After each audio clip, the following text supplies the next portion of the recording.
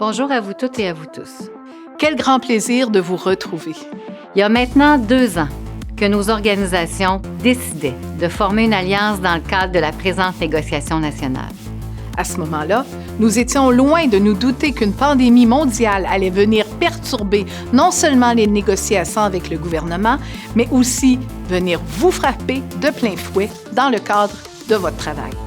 On peut le dire, cette pandémie est venue clairement accentuer la détresse et l'épuisement des 131 000 membres que l'on représente dans le réseau de la santé et des services sociaux.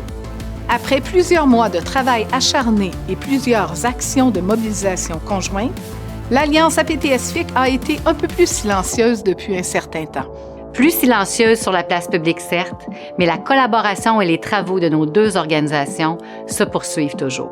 Cette accalmie, elle s'explique en grande partie en raison de la négociation des matières sectorielles qui sont propres à chacune de nos organisations. Vous le savez, l'Alliance APTS-FIC négocie ensemble les matières à la table centrale. On parle ici de la retraite, du salaire, des droits parentaux et des disparités régionales.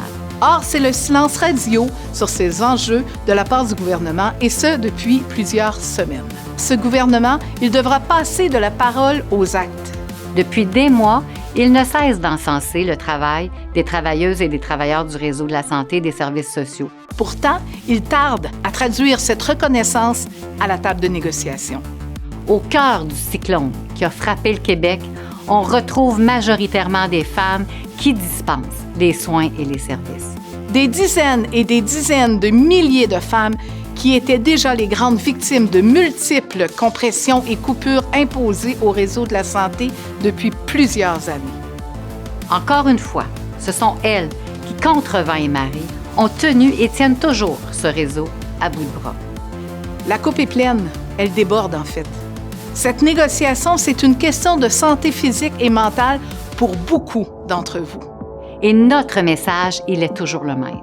Les membres de la PTS et de la FIC veulent une juste reconnaissance du rôle essentiel qu'ils et qu'elles jouent dans le réseau et auprès de la population. C'est pour toutes ces raisons que la PTS et la FIC continuent de marcher côte à côte. Le poids de nos 131 000 membres est essentiel plus que jamais.